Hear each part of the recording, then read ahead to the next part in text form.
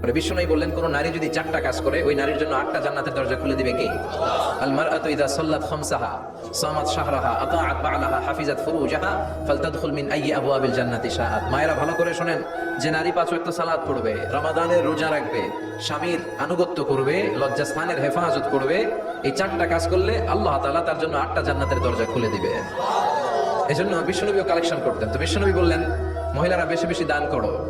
এই কথা শোনার পরে মহিলারা দান করা শুরু করলো। কেউ নাকের ফুল, কেউ কানের দুল, কেউ হাতের বালা, কেউ পায়ের নুপুর, কেউ গলার চেইন বিশ্বনবীর হাতে যে হাতের জন্য দান করতে শুরু করলেন। বিশ্বনবীর হাত কয়টা?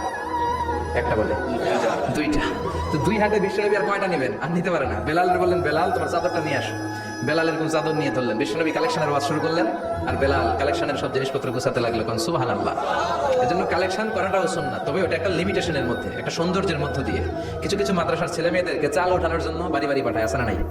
এদের ছোটবেলা থেকে মানসিকতাগুলো নষ্ট করে দেওয়া হয়। কেমন করে ওদের কাছে হাত পাতবে এটা শেখানো হয়। ইসলাম বলে আল ইয়াদুল উলিয়া খায়রুম মিনাল ইয়াদিস সুফলা, উপরের হাত নিচের হাতের চেয়ে উত্তম। যে দেয় আর যে নেয় তাদের মধ্যে সেরা যে দেয়। চিল্লায় এখন ঠিক কিনা?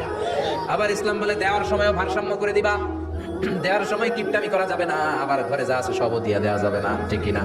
বিশ্বনবীর গায়ে একবার একটা জুব্বা, কয়টা?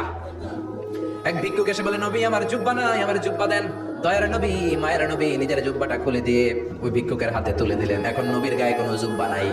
বিশ্বনবী এখন ঘর থেকে বেরোতে পারে না। সাহাবারা এসে ঘরে নক করে, বিশ্বনবী বেরোতে পারে না। আল্লাহ আয়াত নাযিল করলেন, ওয়াল্লাযীনা ইযা আনফাকু লাম ইউসরিফু ওয়া লাম ইয়াকতুরু ওয়া কানা বাইনা যালিকা কওয়ামা। মুমিন বান্দাদের গুণাবলী, যখন দান করে কিপটামি করবে না, আবার অপচয়ও করবে না। এই আয়াত দিয়ে আল্লাহ বুঝাতে চাইলেন, নবীর ধমক দিলেন, ও নবী 2টা জামা থাকলে একটা দিতেন, 3টা থাকলে একটা দিতেন, একটা যখন ছিল এটা দিলেন কেন? এখন নিজে করবেন কি? সুবহানাল্লাহ করবেন না?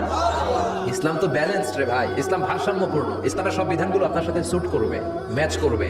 এটা জীবন ঘনিষ্ঠ। ইসলামে এমন কোনো বিধান দেয়া হয় নাই যেটা আপনার খারাপ লাগবে।